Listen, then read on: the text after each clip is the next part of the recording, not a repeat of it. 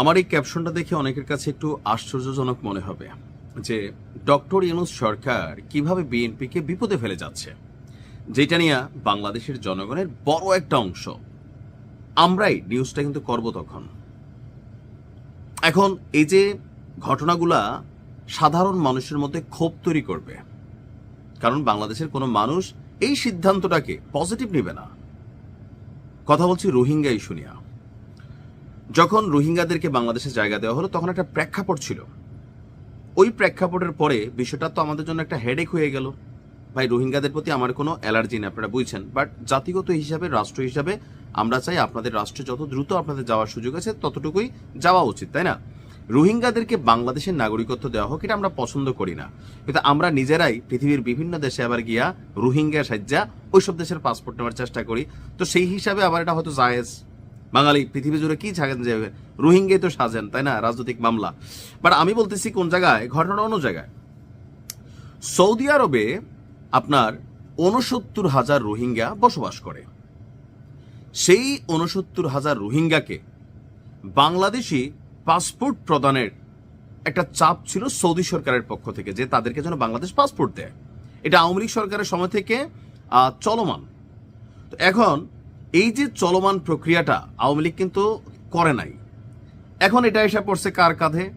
Doctor Yunus সরকারের কাঁধে। তো আমাদের স্বরাষ্ট্র উপদেষ্টা যে বক্তব্য দিয়ে আসছেন, এটা তো একটা আশ্বাস কি, রাষ্ট্র টু রাষ্ট্র একটা কিন্তু বক্তব্য, কূটনৈতিক বক্তব্য।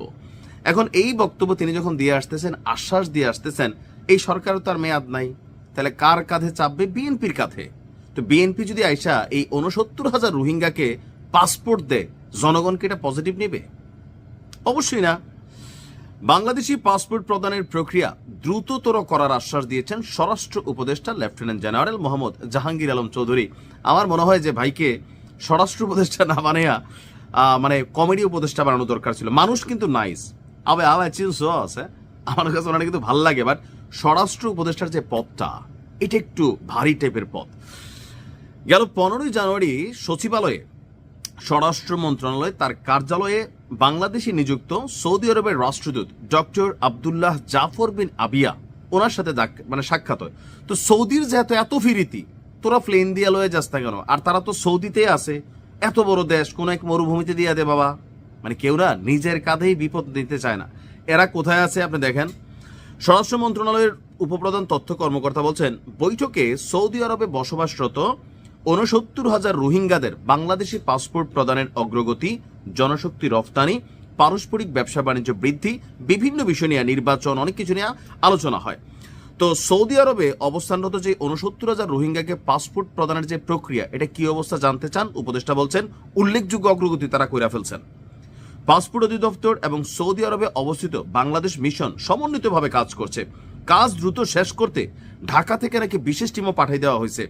আবেদনের তুলনায় পাসপোর্টের এনরোলমেন্টের জন্য উপস্থিতির হার কিছুটা কম, আর সৌদি আরবের ইন্টেরিয়র মিনিস্টারকেও এই ব্যাপারে অবহিত করা হয়েছে। কেন ভাই? আমি সৌদির অনেক কিছু আমার পছন্দ না, এত বড় দেশ, তুরা জায়গা দে। আরে তুরার দেশে তো আছে, এমন না যে প্লেন ভাড়া নিতে হবে, তেল খরচ হবে বা প্লেন ভাড়া লাগবে। আসলে বাংলাদেশের কাঁধে অনেক কিছু চাপানোর চেষ্টা হয়। শেখ হাসিনার সময় কিন্তু এই চেষ্টাটা চলছে, বাট এটা ডেমো দিচ্ছি, সম্পর্ক তো খারাপ করা যায় না, কেন জানা? কারণ বাংলাদেশের বড় একটা রেমিটেন্স মিডল ইস্টে, সৌদিতে ব্যবসা বাণিজ্য, সাহায্য সহযোগিতা, দুম্বার মাংস, কুরবানি আসলে খেজুর খাইতেছেন, দুম্বা আসতেছে, এগুলো সৌদি থেকে আসে। সো বাংলাদেশ অনেক কারণে সৌদির উপর ডিপেন্ডেবল।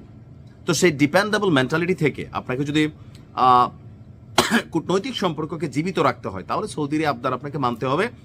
তো যেই সরকারের এসে তারা কিন্তু লাড়াচাড়া করে সময় ক্ষেপণের চেষ্টা করতেছে। এই সরকার অনেক দূর আগাই গেছে, তবে তারা পাসপোর্টগুলো দিয়ে যাইতে পারবে না, দিতে হবে বিএনপি। আর তখনই বাংলাদেশের জনগণ বেঁকা বসবে। তবে তাদের বেঁকা উচিত না যারা নিজেরা পৃথিবীর কোনো দেশে গিয়া রোহিঙ্গা সাইজে আপনারা ভিসা নিছেন। আপনাদের এটা নিয়ে বক্তব্য দেওয়ার সুযোগ নাই, বাকিরা দিবে। কিভাবে দেখছেন বিষয়টা? কারণ বিএনপি ক্ষমতায় আসার পরেই এই সিদ্ধান্তগুলো নিয়ে বাস্তবায়নের সময় হবে অনেক কিছুই, যে দেখো বিএনপি এটা কি করলো, ওইটা কি করলো। ভালো থাকুন, আসসালামু আলাইকুম।